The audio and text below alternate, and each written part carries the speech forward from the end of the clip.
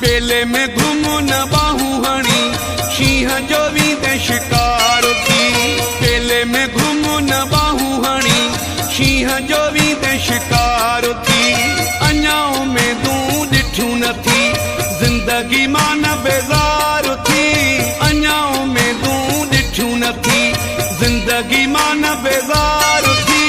पेले में घुम न बाहूं हणी शींह जो भी ते शिकार थी पेले में घुम न बाहूं हणी शींह जो भी ते शिकार थी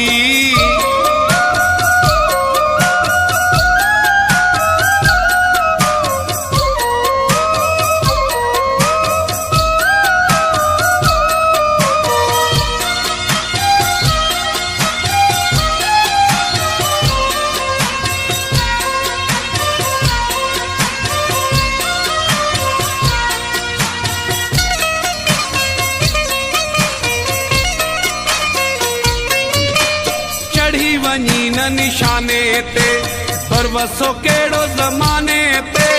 चढ़ी वञी न निशाने ते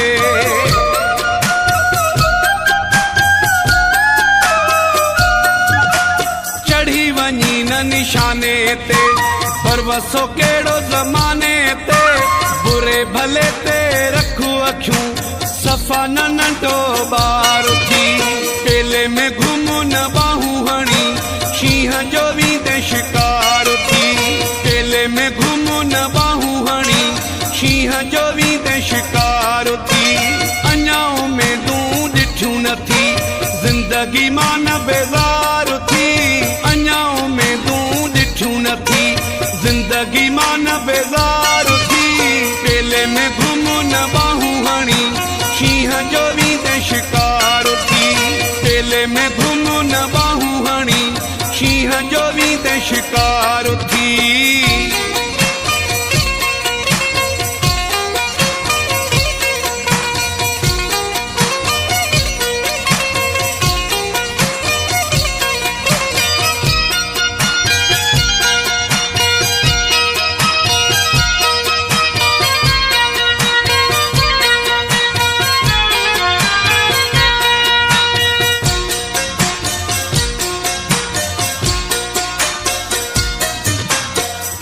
वधीक खाना खाजी कंहिंजी हली न मस्ती मगी तोखां वधीक खाना खाजी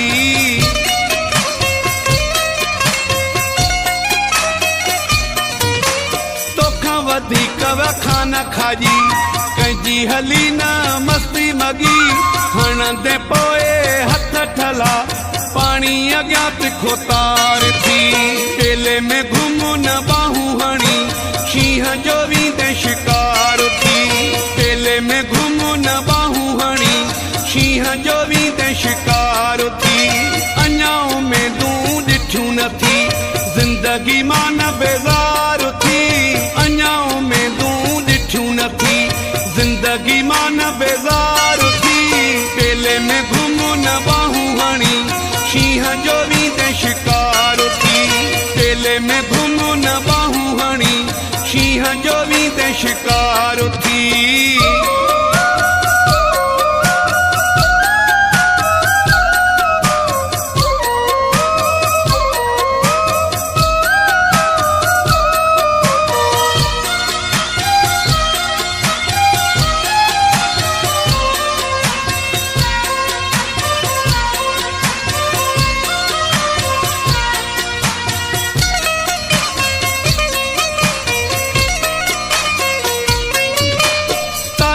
खेतों ते तरसो आयो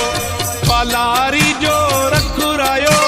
तलब खेतों ते तरसो आयो